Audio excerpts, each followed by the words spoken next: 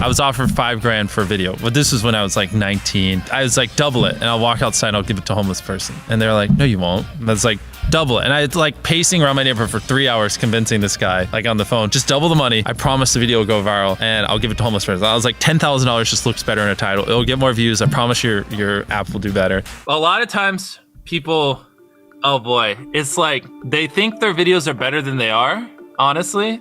And tell them, Jimmy, tell them. I mean, they do that, and they have horrible friend groups because you really are like the type of YouTubers you hang around. It's getting people with the right YouTuber friend group that aren't pussies and will actually tell them when their content's bad and like actually roast it and help them get better in a nice, positive way. Basically what I did was I somehow found these other like 4 lunatics. 3 of us were college dropouts. 1 was a high school dropout. And 1, I don't know, he just like quit his job. We were all super small YouTubers. And we basically talked every day for 1,000 days in a row and did nothing but just like hyper study like what makes a good video, what makes a good thumbnail, what's good pacing, like how to go viral. We would just get on Skype every morning, and like some days like I'd get on Skype at 7 a.m. and I'd be in the call until like 10 p.m. and then I'd go to bed, I'd wake up and I'd do it again. We'd do things like take 1,000 thumbnails and see if like there's a correlation to the brightness of the thumbnail to how many views it got. Imagine a world where it's just you working solo and you work 12 hours a day every day for like a year. And you're just grinding, you make a mistake, you learn from it, you grind, you make a mistake, you learn from it, and you do that for like a year.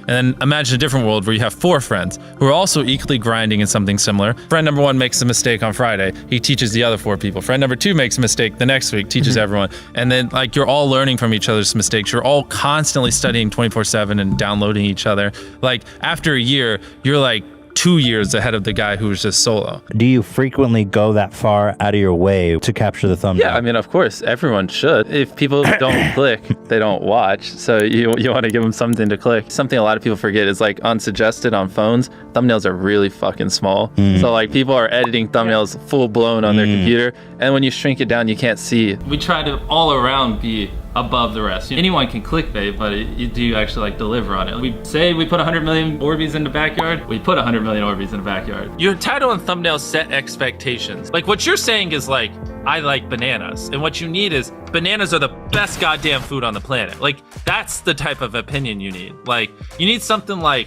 how to get 100 million views on YouTube, or not even that, that's not strong enough. You need something that makes people go, what the fuck? What the fuck did he say in that video? What the fuck? I need to know. At the very beginning of the video, to minimize drop-off, you want to assure them that those expectations are being met. If you're putting 1 million Orbeez in a pool, don't start the video with you shopping for, you know, your mom's birthday present. At the beginning of the video, just say, this is 100 million Orbeez. We're gonna fill this pool and this entire backyard with them. Match the expectations, and then you want to exceed them. So you want to assure people that what they clicked on is what they're getting, and then blow their mind and be like, but you're also getting even more. Anytime you say the word algorithm, just replace it with audience. The algorithm didn't like that video? No, the audience didn't like that video. If I wasn't retaining a viewer, just would it make sense for you to promote it? Why would you promote a 10-minute video that people watch on average a minute and a half? I mean, every video, even the stupid ones, I learned something. You know, that's something I try to make a very big point of, is like, no matter how bad we mess up, like we sometimes have videos that have horrible retention. It's just like,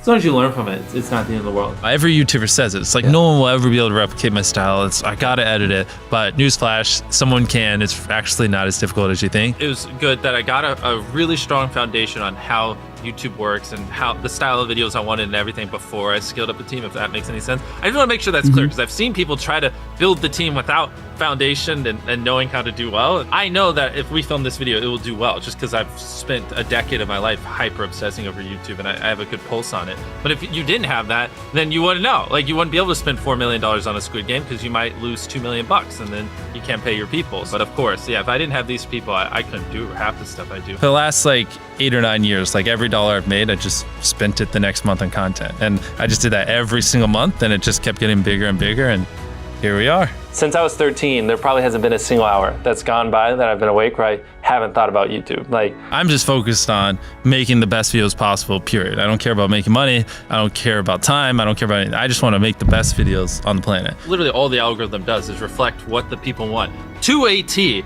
And if you deny that, you just make terrible videos and are trying to find a scapegoat. We do our videos in other languages as well. If you Google it, it's like only whatever, less than 10% of the world speaks English. So 90% of the world can't even enjoy your content. And when I realized that, I was like, wait a minute. 90% of the world can't even watch this stuff. Like, we just started doing this like 6 months ago, and it's crazy like how viral some of these videos are going. 51 million. In Spanish, the guy who does my dubs is the same guy who dubs Spider-Man. We managed to convince him. So a lot of those comments are like, why does he sound like Spider-Man? Or is Mr. Beast Spider-Man? To me, what's important is click-through rate, getting people to click on your video, and then average view duration, average view percentage, or just relative retention, and having them watch it. A lot of creators think click-through rate is just like the title and thumbnail and did they click it, but a lot of it too is, did they enjoy your last video? Because if someone watches a video of yours and they loved it, you can bet the next time you're recommended, their chance of clicking is a lot higher. Sometimes we're filming for 3 or 4 days, like 10 hours a day,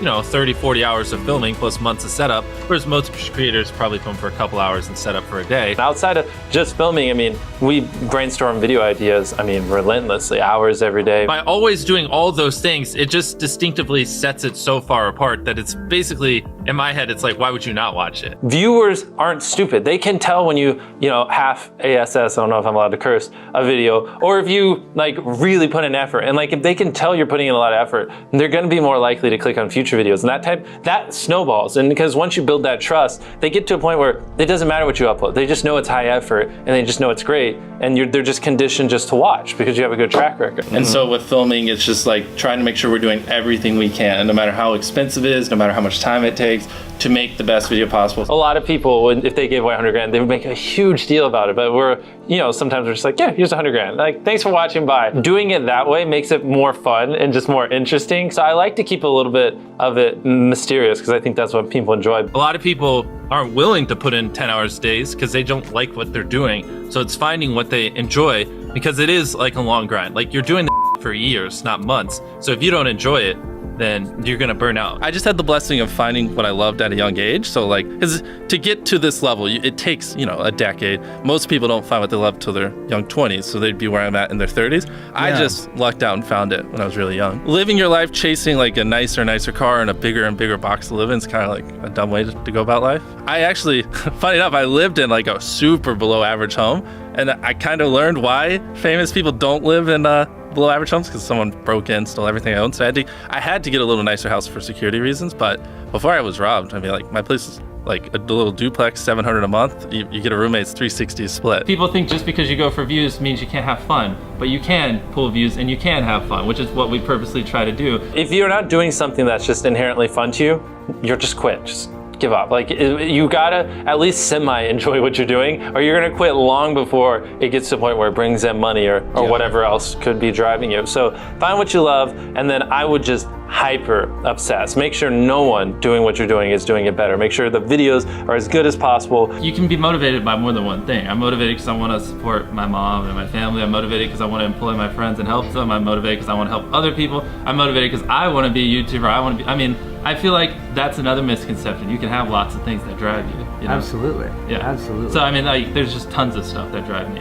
And everything drives me to wanting to be a YouTuber, so I kind of obsess over it. For the people that are willing to be coachable, I would say just education. There is a lot of misinformation out there that people live and breathe by, the weirdest stuff. I gotta upload at midnight on Wednesdays or my videos don't do well. It's just dumb stuff like that just, they don't realize how badly they're handicapping themselves. Some minor tips I could give is if somehow you could have a payoff at the end, then more people are gonna watch to the end just to see what happened. Whichever one of these 456 people survives the longest wins 456 grand. Cut out all dull moments, try not to over-explain things. If the camera just sits on me and I'm just talking for 20 seconds, it doesn't hold retention as well as, maybe me talking and other footage popping up. It's much easier to get 5 million views on one video than 50,000 views on 100 videos. It takes way less effort to get 5 million views on one video. Back then, which I think small YouTubers should do, is I would reply to every single comment. And so I think a few people caught on that I would always reply. And so some people would just be like, I wonder how long it'll take for him to reply. So that was a lot of my comments when I was smaller, but at least it kept him coming back. In your analytics, and most of you probably know this, audience retention. You can see where people click off. Just literally go through your last 50 videos, write down where everyone clicked off.